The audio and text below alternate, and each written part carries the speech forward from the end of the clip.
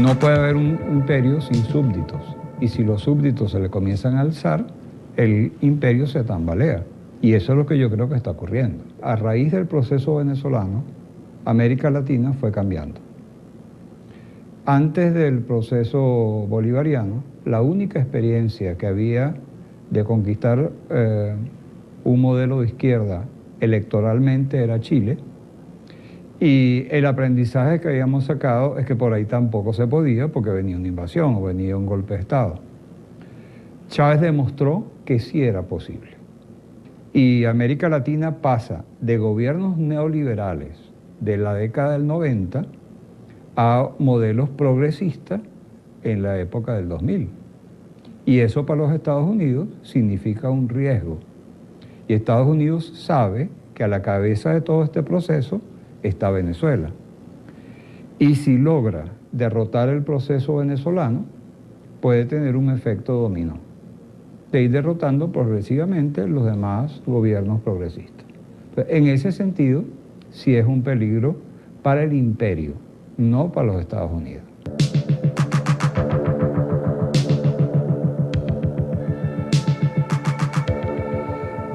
La palabra lo dice, es una guerra dirigida a la mente y es uno de los aspectos de la guerra de cuarta generación.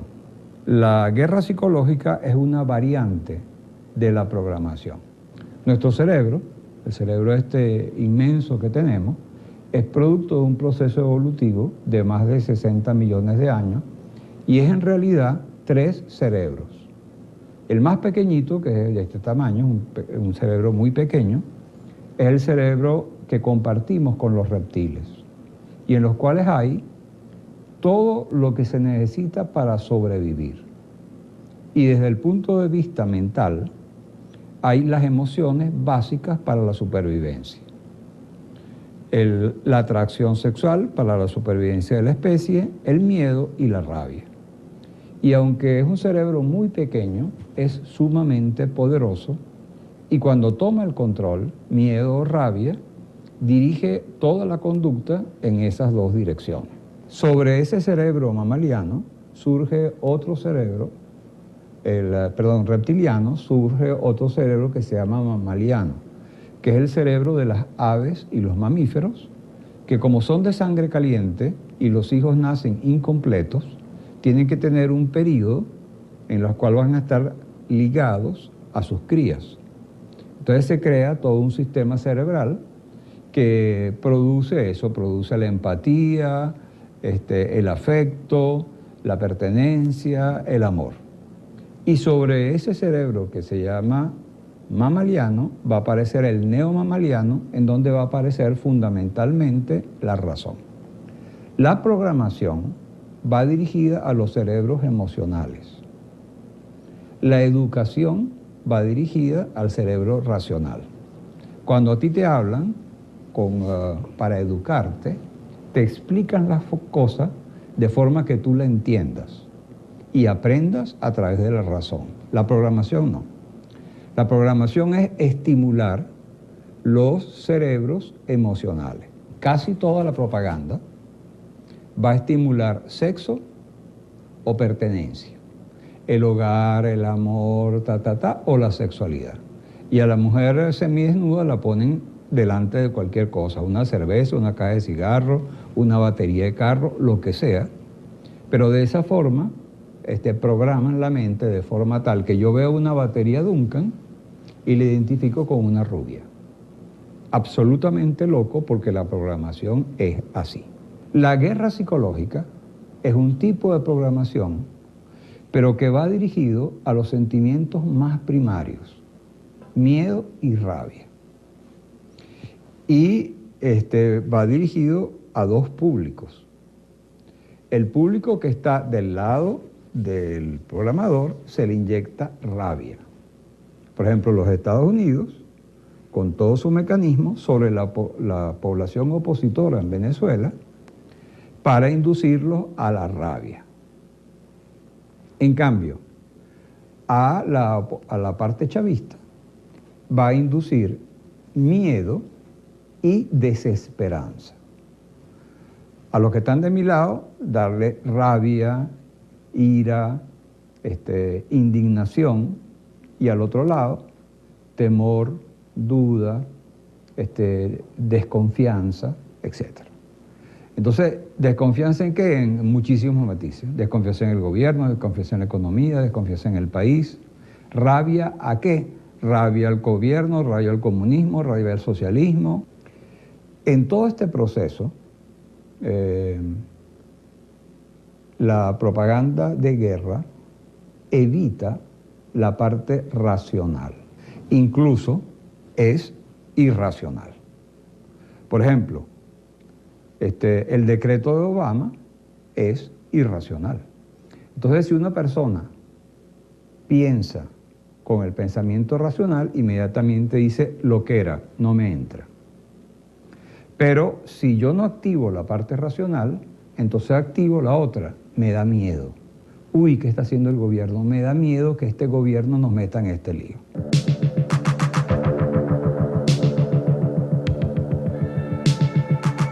Los medios que se usan han ido variando. En el 2000, el medio fundamental era la televisión. Y la televisión programaba y hacía la guerra psicológica en sus canales. Fue muy, muy, muy efectiva. Pero la mayor parte de la campaña actualmente se hace a través del rumor e Internet. En el rumor hay una deformación de la realidad que cuando va pasando de persona a persona se va alimentando, y la otra, que es la que yo creo que es más nociva en la actualidad, es Internet. Son los mensajes que se pasan por Internet que necesariamente tienen que ser cortos, concisos y que van dirigidos a producir indignación, por un lado, o desconcierto. Y eso es poderosísimo, primero porque es muy rápido y no te da tiempo a pensar. Y ese es el eje de la guerra psicológica. Quiero enfatizarlo. No pienses, actúa con el cerebro primitivo.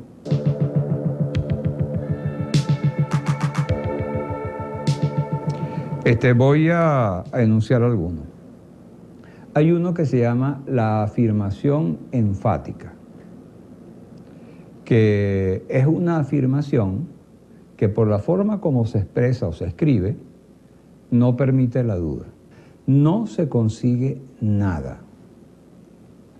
Este gobierno es el culpable.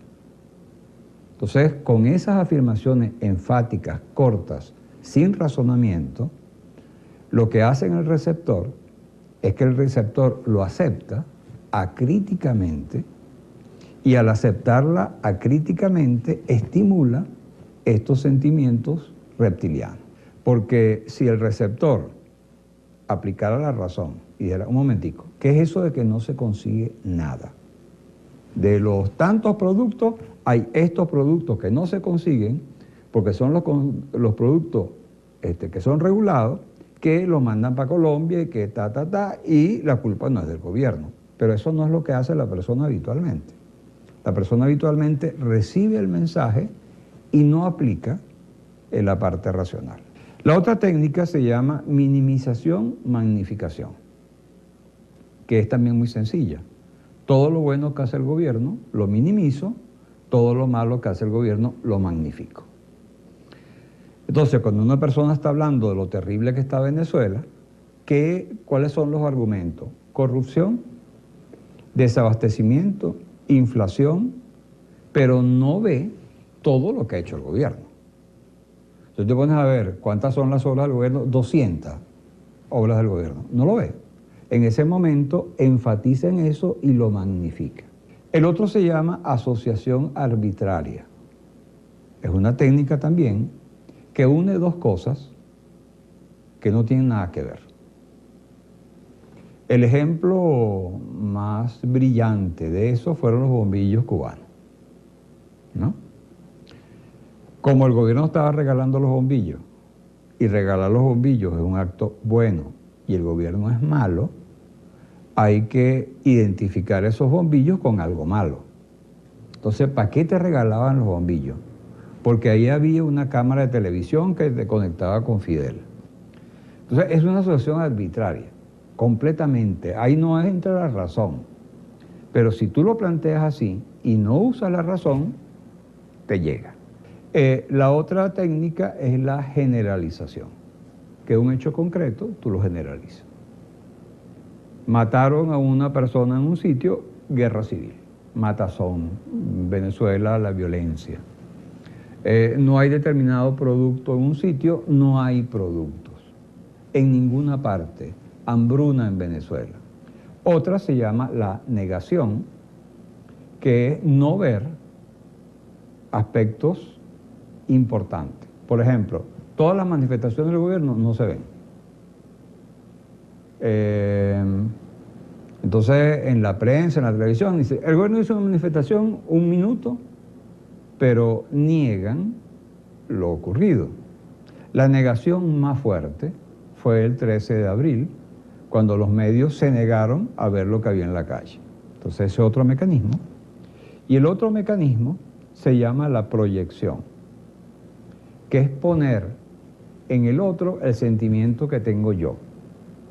Yo tengo rabia contra el gobierno tiene rabia contra mí. Yo quiero separarme del gobierno, el gobierno me está separando. Entonces, estas técnicas, aunque son muy simples, usadas sistemáticamente, cumplen con el propósito de adormecer el cerebro racional y activar el cerebro reptiliano. Y esa es la base fundamental de las guerras psicológicas.